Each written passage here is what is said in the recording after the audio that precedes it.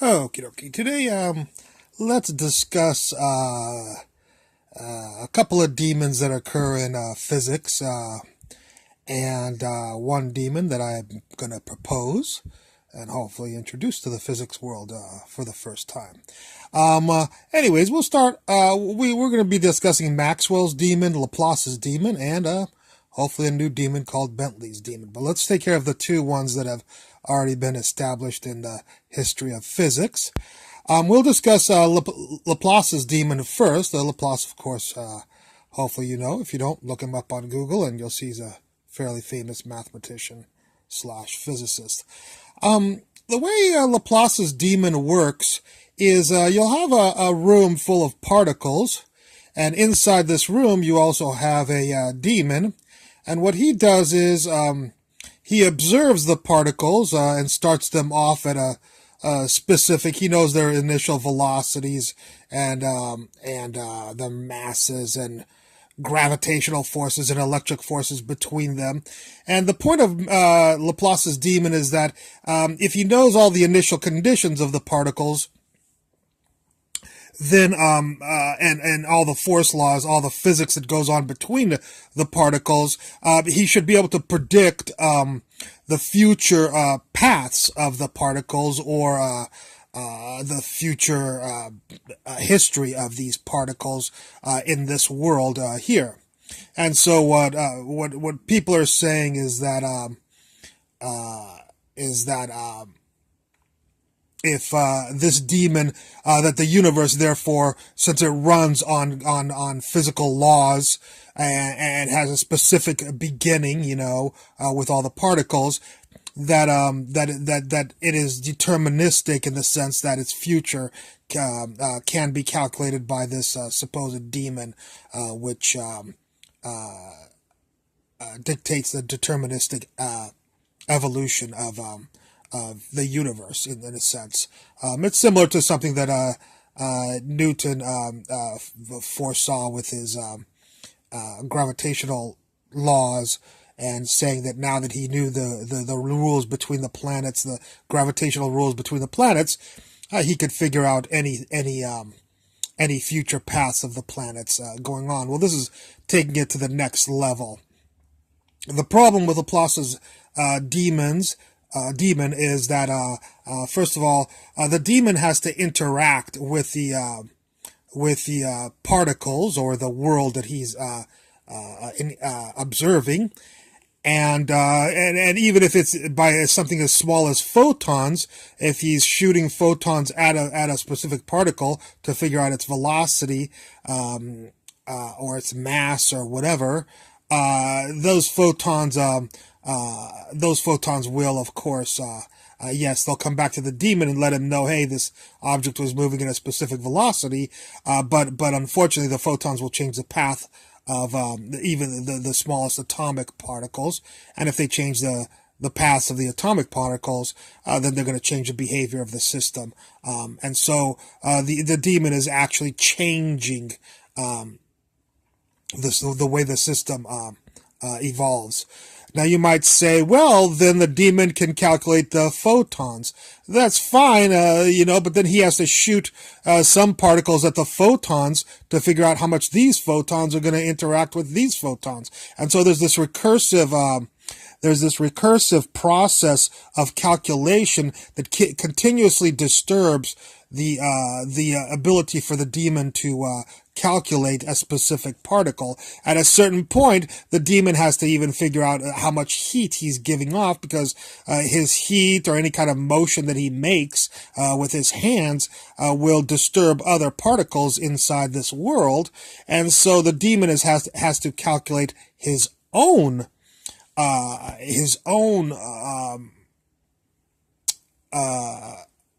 characteristics of calculating the behavior of particles.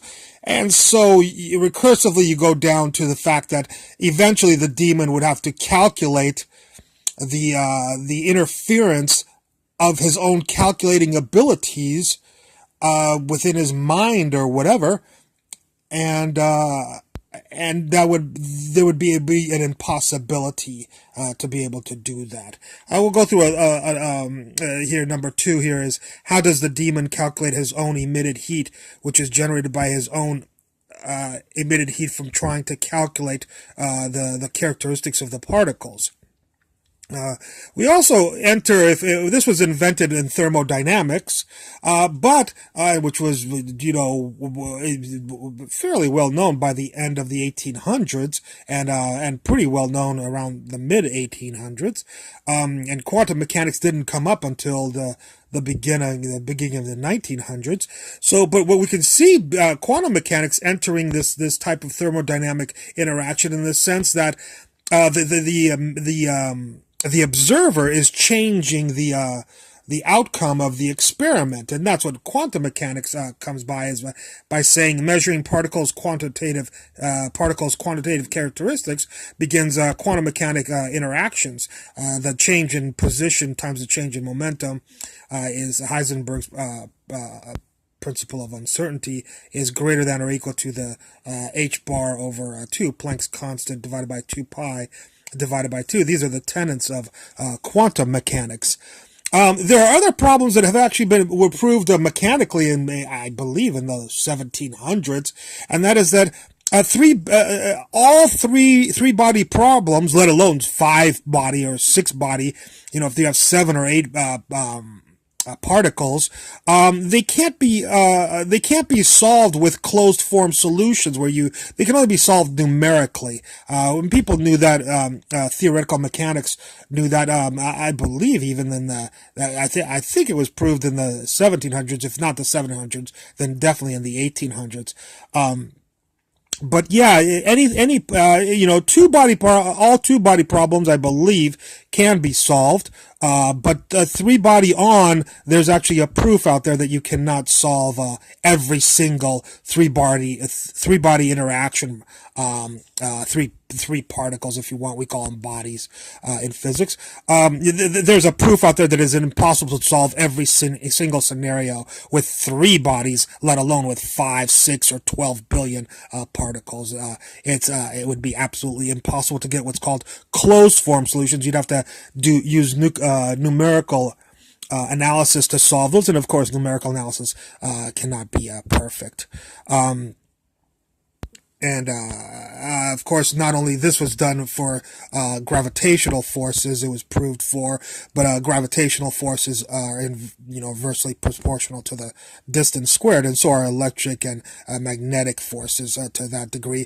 So any kind of if these were charged ions or whatever, you'd have now electrical forces in here, as well as you could have them with neutral particles, because you have dipole moments and stuff like that. So even though the molecule might be neutral, with a dipole moment, it would introduce electric and magnetic force laws in here, which would also be governed by 3 body problems that cannot be have closed form solutions. Okay. Let's go on to Maxwell's Demon. We're trying to distinguish and make sure we don't get the 2 confused. With Maxwell's Demon, it was also introduced by thermodynamics. Maxwell lived in the 1800s. And what he envisioned is a room with particles that are moving very fast. Basically a hot room, because the speed of a particle determines its temperature, according to Boltzmann's law. So we have a room with fast moving particles, or a hot room, and we have a room with cold moving particles over here. And first law is we have that heat flows from hot to cold, which kind of makes sense. Let's take a look at this down here. Before, if you have a vat that's 100 degrees and one that's 50 degrees, and you connect them with the ability for the temperature to or heat, the energy to transfer between the 2 receptacles of liquid, then you would expect that the 100 would well, I'm sorry, you would not expect that the 100 would go to 110 and the 50 would go to 40. Even though that might make mathematical sense, this is not, of course, what happens. The law of the entropy always increases, forbids this to happen, as well as common sense. You can experiment all you want. You'll never have something that's 100 degrees and 50 degrees turn into something that's 110 degrees and 40 degrees, unless you put a refrigerator in between them, and that's not a natural state like we're talking here. What we are used to is that if you have a 100-degree vat of water and a 50-degree vat of water, and you have them interact with a barrier, a membrane here, later on the 100 will turn into 90 degrees, let's say, and the 50 degree receptacle of water will turn into 60. That makes sense. Here we say that entropy is increasing because there's more disorder in the thing that had the lowest order. Okay, so this is what we're used to. So now we can discuss Maxwell's demon, and Maxwell's demon is a demon that we put it inside this receptacle where there is hot and there is cold, and this demon has a brain and can see the cold molecules, and when he sees a cold molecule moving towards the barrier, and it's specifically near his door, he opens the door really quickly and lets the cold go over into the hot room, and he leaves the hot objects in here. And so what we have here, of course, is if this energy, yeah, it might be a slow particle, but if you had an energy initially of 100 in here, let's pretend each of these particles has an energy of 25. So there's 4 particles, each 25, and so a total energy of 100. We'll say joules, whatever you want. It doesn't much matter, but we'll just have of magnitude of 100. Then if the demon were to let, and by the way, this one will have 4 particles also, each one with just about 2.5 joules of energy, we'll say. So this is cold because it's only got 10 total joules, and this is hot because it's got 100 joules. Well, if the demon lets this cold particle come in here and closes the room, when he sees a hot particle trying to escape this room, he quickly closes it. And he's very intelligent, and he's very observant, and he opens it for cold particles to go in here and closes it when hot particles try to go into the cold room. Then notice that later on in the after picture, this won't have 100 joules of energy anymore. When that little cold particle comes in with 2.5 joules, this will have 102.5 joules of energy in it, or a higher temperature, we would say, because again, temperature is proportional to energy. And by the way, I'm sorry, just as an errata before, I don't know what I said about before, but the temperature is not proportional to velocity, it's proportional to the velocity squared, the kinetic energy. So, I'm trying to, I've made a lot of mistakes on these videos. Hopefully, though people realize them, but I try to put the errata if I can. Anyways, so energy is proportional to the temperature. So we have these 4 particles with 100 joules of energy, and this guy, the demon, lets in the 2.5. So now the total energy in this box will be 102.5. And what will happen to this box over here? Well, it used to have 10 joules of energy, and now it's lost one of the 7.5, or one of the 2.5, and so 10 minus 2.5 will give you an energy of 7.5. So the temperature in here will go down, and the temperature in here will go up. Well, that's this situation, in which case entropy is now decreasing, and this demon is causing the entropy to decrease in this system right here.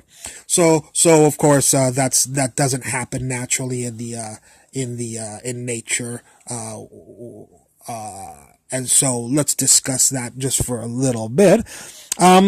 Well, first of all, one of the problems is you had to create this demon right here. And it took a lot of entropy decreasing to create an animal. And then also the demon has to be able to be intelligent. That evolution was created by a lot of decreasing and disorder being decreasing, or entropy decreasing also, which is unnatural in the universe, but occurs, of course, because we're walking around, and if you have a bunch of metal on the ground, that's entropy. It has a lot of entropy because there's a lot of disorder. But when a person builds a Chevy out of it, a car, the thing will have the entropy will be decreasing from such an interaction of a person with some metal on the ground and materials. To create a vehicle, but a lot of disorder had to come from feeding that human, or feeding this demon, and making him the amount of energy just to make him evolve to have intelligence enough to observe particles and to open doors and stuff like that. There was a lot of cows and chickens that this demon and this person who makes a car had to eat, and a lot of wasted energy of feeding the chickens and feeding the cows and that. So the amount of energy that was expended is much larger. The amount of disorder to create the demon is much larger than the energy of the demon to exist. All right. Let's take a look. Again, entropy always increases. So that's what the Maxwell's demon was, kind of a contradiction, in the sense that he thought this up, and people go, "Oh, I guess somebody could do that," and there would be a problem with the law of thermodynamics that says that entropy always has to increase. And here we have decreasing entropy when cold molecules are being introduced to a hot room, and then the demon is shutting the door when hot molecules want to go into the cold room. So that was Maxwell's demon. Now, I'd like to introduce a little twist on Maxwell's demon. I didn't like that Maxwell's demon had to be intelligent, had to have arms, had to push doors open and stuff like that. I thought there was just a lot of entropy that was disordered to create this thing, as I've gone through already. To create this demon and make him smart enough to do this. So I wanted to make a more mechanistic demon, and so I call it Bentley's demon down here, even though I didn't label it. I should give myself a little bit of credit. By the way, there's been other demons proposed, and you can look those up. Some have been disproved or whatever already, but just look up Maxwell's demons and you'll get all I think there's a Silazard demon and other permutations of Maxwell's demons. I think that a lot of those have been disproved, so I hope somebody comes by and tries to disprove my little demon that I've created here. I create this demon from in nuclear physics, we use what's called a mass selector, and what we'll do is we'll take particles, uranium usually, and you'll have uranium-238 and uranium-235, and you heat them up or whatever in a little room, and then you make them come out, you ionize them, make them come out a little tunnel. And when uranium-235 and 238, of course, they have two different masses, so you make them come out of the room, you put a magnetic field on them, and try to and what they'll do is they'll go in a circle, like all charged particles, affected by magnetic fields. I assume, by the way, I'm sorry, I'm getting a little bit physics technical here, so anybody who just wanted to look up Maxwell's demon, all this you could kind of understand with this 110, but some of this you might not understand as much, because there's some B field interactions with what I'm going to discuss in here, and so you're just going to have to take my word for it, or look it up yourself. This part of the lecture I'm pointing a little bit more towards physics majors because this is brand new physics ideas. So anyways, in nuclear physics, we take a box filled with uranium and 235 and 238 atoms, atoms, and we'll ionize them and then shoot them through a tube and then have them affected by a magnetic field. The magnetic field makes them go around in a circle, and what will happen is, let me show you really quickly, just for your physics majors. Of course, you know that the magnetic force is equal to the centripetal force, and so magnetic force is QVB, centripetal is mv squared over r. You can solve for r here, and when we do it for uranium, what will happen is the velocity, because the temperature will be kept the same, so the velocity of both particles will be the same, and the Q's on both particles will be the same, and the magnetic field will be the same, and so only the mass will be different. And so if the mass is different, the radius will be different. And if the mass is small, the radius will be small. So you have the uranium-235s that go into here, but the uranium-238s go into this box, and so we collect uranium-235 and 238s for their respective things. It takes quite a lot. We use them. We use them. They're sometimes called centrifuge. Anyways, I don't want to get too into that. I'm skipping a lot of stuff and making a couple of mistakes. But the main point is that U-238 has a different mass, of course, than it has 3 more nucleons than 235, and so they can be separated out because one is radioactive and one is not radioactive. So that's where I got my idea to create a Maxwell's Demon that doesn't have to be intelligent or have arms moving or have to push open doors and whatever is. What I said is, why don't we put the same ions, not necessarily U-238, it could be calcium or anything.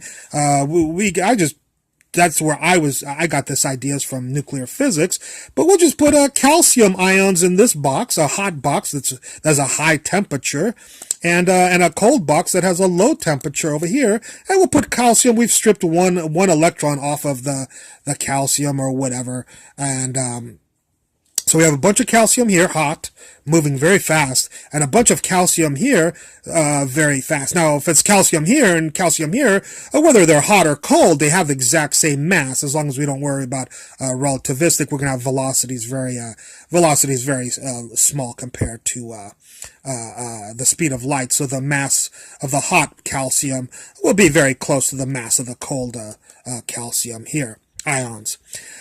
Okay, so what we're going to do, the interesting thing about this is now if calcium